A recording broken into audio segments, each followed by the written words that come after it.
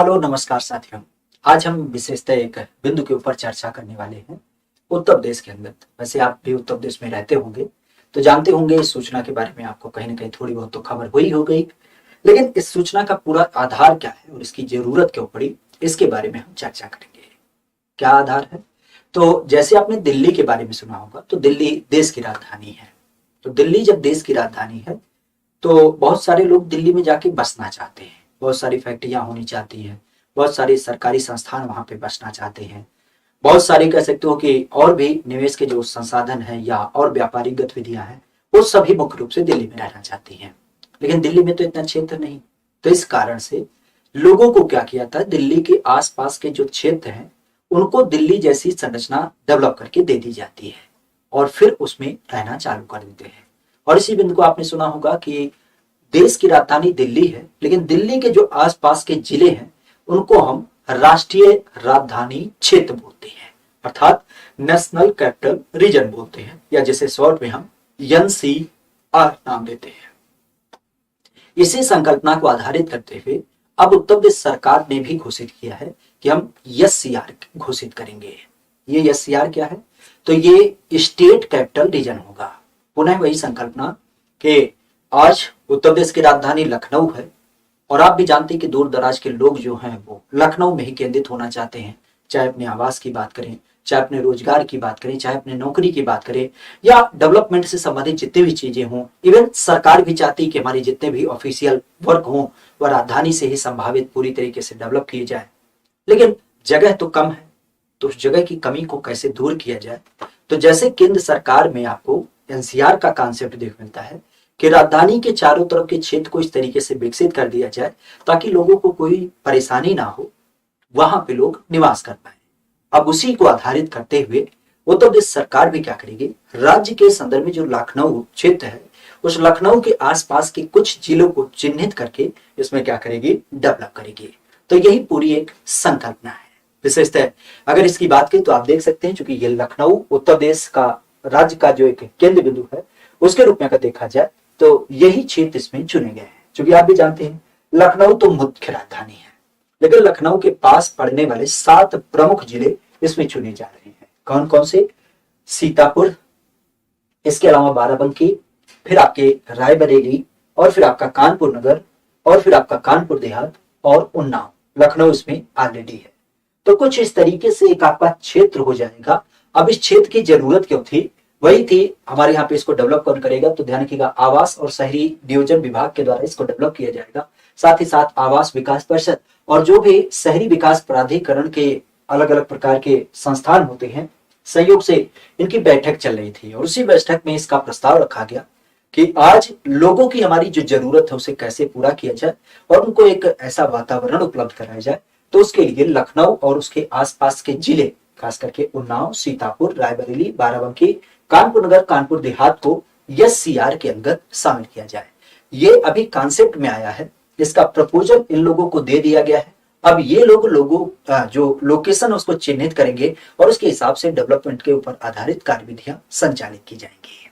हमने पूरे ही चर्चा की कि आखिर इस बिल की जरूरत क्यों पड़ी थी। तो ध्यान रखिएगा कि जैसा कि लखनऊ राजधानी है, राजधानी में सभी अपनी गतिविधियों को संचालित करना चाहते हैं, तो विभिन्न शहरों के लोग आकर के जब यहाँ पे अपना स्थायी निवास बनाना चाहते हैं तो जनसंख्या का दबाव ऑब्वियस सी बात है कि इस शहर पे पूरी तरीके से बढ़ेगा।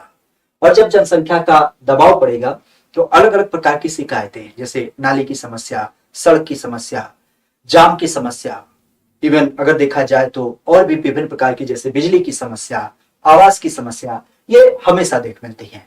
तो इन्हीं को कैसे दूर किया जाए और एक स्ट्रक्चरल वे में लोगों को यहाँ पे व्यवस्थित कराया जाए, उसी के लिए भविष्य की चुकी जरूरत है। अभी तो ठीक है, अभी की लखनऊ की जनता को अगर जो देखा जाए तो चलिए आज का सर्वाइवल अच्छा है, लेकिन जैसे जैसे लोगों की गति जिस हिसाब से लखनऊ से कनेक्ट कर रही है, आपने देखा भी होगा आज के 5 साल पहले देख लीजिए लखनऊ मुख्य रूप से केंद्रित था, लेकिन आज चले जाइए बाराबंकी का देवा रोड, उधर आप चकोरी एयरपोर्ट की तरफ चले जाइए, इधर अगर जो आप चले गए हों कभी देखे होंगे तो ये जो सुल्तानपुर का हाईवे है, मतलब आप कह सकते हो कि लखनऊ का जो पूरा इर्द गिर्द का क्षेत्र है वहां पे भी जमीनें बिक चुकी हैं। किस पर्पज से? कि भविष्य में यहाँ पे आवास बनाए जाएंगे।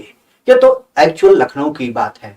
लेकिन लखनऊ में और कोई गतिविधि अगर जो करनी है, जैसे विभिन्न प्रकार की इंडस्ट्री लगानी है, बड़े बड़े मॉल स्थापित करने हैं या कोई एजुकेशनल स्ट्रक्चर स्थापित करना है, तो उसके लिए जमीन नहीं है।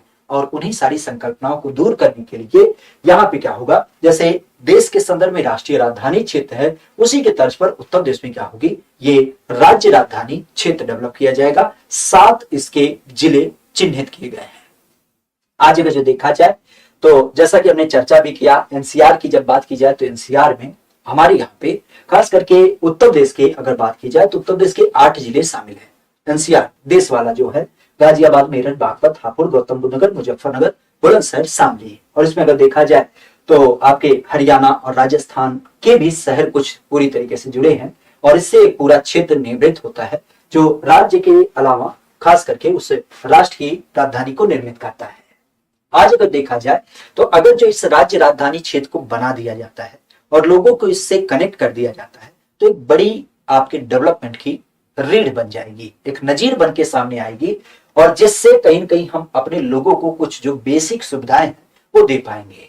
चलिए आज अगर जो हम जनसंख्या के आधार पे विभिन्न जिलों की बात करें तो आप देख सकते हैं कि उन जिलों की जो जीडीपी की आज की एक दर है, तो आप देख सकते हैं कि ये 7 जिले हैं, लखनऊ, कानपुर, कानपुर देहात, सीतापुर, उन्नाव, बाराबंकी, रायबरेली।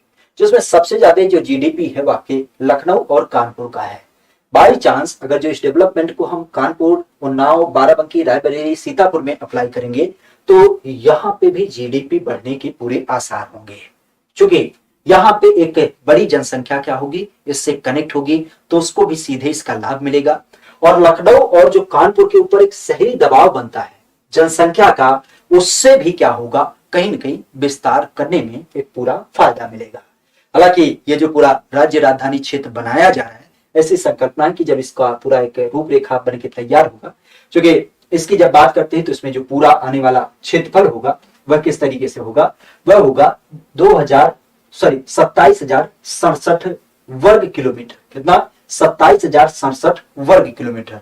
अब अगर इसकी बात की जाए तो ये कई सारे ऐसे देश हैं जैसे इंडोरा, जॉर्जिया, लक्समबर्ग, साइप्रस, कोसेवा, मार्टोनगा, स्लोवाकिया, माल्टा, इजराइल, इन सारे देशों से भी बड़ा एक क्षेत्र होगा। और जहां पे कह सकते हो कि अगर इसकी बात की जाए तो इसमें लगभग 2.5 करोड़ लोग निवास भी करते हैं। आज हमारी यूपी की जो जनसंख्या है 2011 की गणना के अनुसार 19,98,12,341 है, तो उसमें कायदे से आपके 2.5 करोड़ लोग इस परिपथ से पूरी तरीके से इससे लाभान्वित होंगे और उन्हें कहीं ना कहीं एक तरीके से कह सकते हो कि जो विभिन्न प्रकार के विकास सूचक बिंदु होते हैं उसका भी लाभ देखने मिलेगा।